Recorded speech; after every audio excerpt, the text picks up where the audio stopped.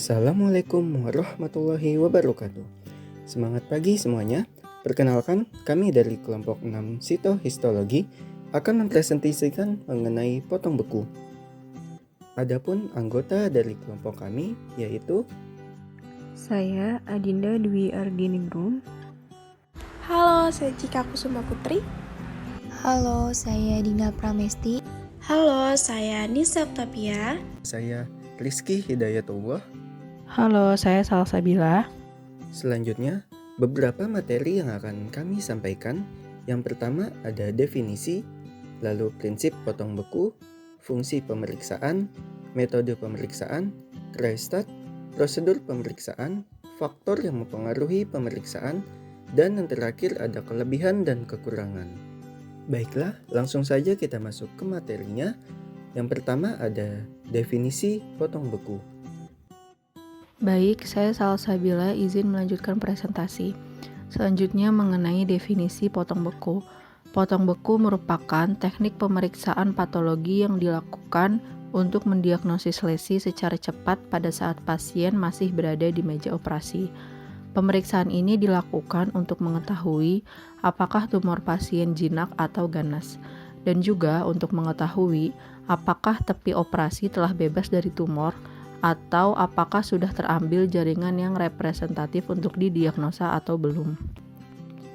Selanjutnya mengenai prinsip potong beku.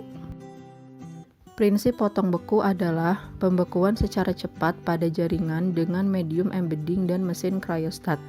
Ketika sampel jaringan mengalami pembekuan cepat, maka air akan diubah menjadi es yang bertindak sebagai media penyisipan dan memungkinkan jaringan untuk dipotong. Jaringan bisa lebih keras jika suhu sampel jaringan diturunkan, dan jaringan akan lebih lunak jika suhu ditingkatkan. Presentasi selanjutnya mengenai fungsi dari potong beku yang akan dilanjutkan oleh rekan saya.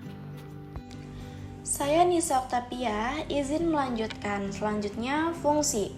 Yang pertama, produksi cepat dari potongan untuk diagnosis segera seperti diagnosa keganasan intraoperasi atau on table. Yang kedua, digunakan pada diagnosa dan penelitian enzim histokimia, di mana enzim bersifat labil. Yang ketiga, digunakan pada metode imunofluoresen. Yang keempat, digunakan pada metode imunohistokimia. Dan yang terakhir, digunakan pada diagnosa dan penelitian non-enzim histokimia, misalnya seperti lemak dan karbohidrat. Ya, selanjutnya metode pemeriksaan. Untuk mendapatkan hasil pemotongan yang baik, kebutuhan pemotongan cryostat merupakan salah satu syarat yang harus dipenuhi. Salah satu di antaranya ialah jaringan dalam keadaan yang baik. Kualitas terbaik pada teknik cryostat section dihasilkan dari jaringan tanpa fiksasi dengan cara membekukan segera oleh salah satu teknik di bawah ini. Kondisi di dalam cryostat harus optimal, meliputi yang pertama, temperatur blok harus tepat sebelum jaringan dipotong. Yang kedua, kerja mikrotom harus dengan baik. Dan yang ketiga, penyesuaian anti-roll plate harus tepat. Baik, saya Dina Pramesti izin melanjutkan yaitu ketebalan jaringan. Ketebalan jaringan yang dianjurkan untuk teknik frozen section adalah 6 mikron. Pada ketebalan ini, zat warna akan diserap dengan baik dan sediaan akan mudah dibaca sehingga ahli patologi akan dapat mengumpulkan banyak informasi. Pemotongan yang lebih tipis akan menyebabkan pewarnaan yang pucat karena zat warna kurang terserap dan akan banyak bagian yang tidak dapat dibaca. Perubahan suhu pada blok yang telah diambil akan menyebabkan perubahan suhu menjadi lebih hangat dan jaringan akan mengambang.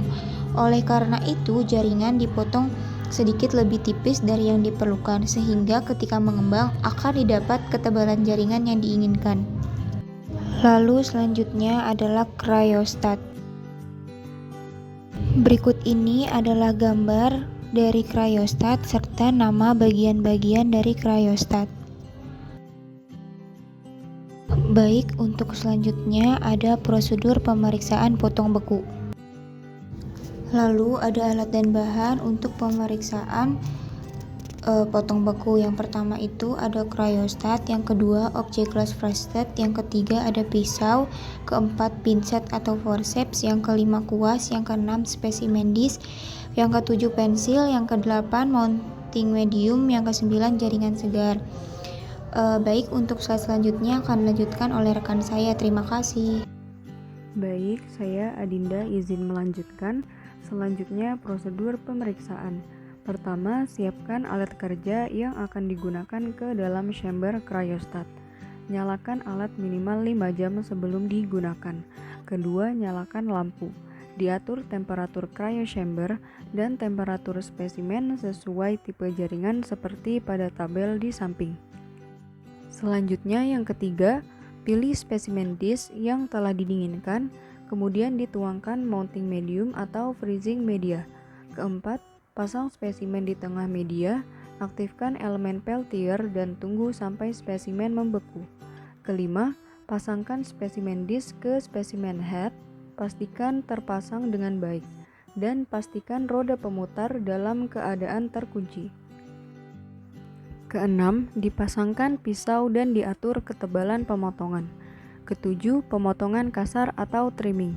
Diaktifkan mode trimming, dinyalakan VAC dan pilih level ekstraksi yang rendah antara 1 dan 2.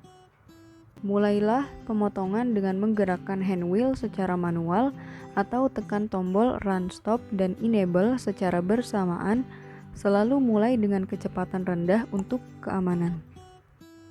Selanjutnya ke-8, pemotongan halus atau sectioning. Matikan VAC, ganti mode trimming ke mode sectioning, diatur ketebalan pemotongan, dinyalakan VAC dan mulai dari level 1. Jika tidak meregang dengan benar, knob VAC diputar lebih tinggi perlahan. Setelah bagian yang diinginkan berada di pressure plate, VAC dimatikan.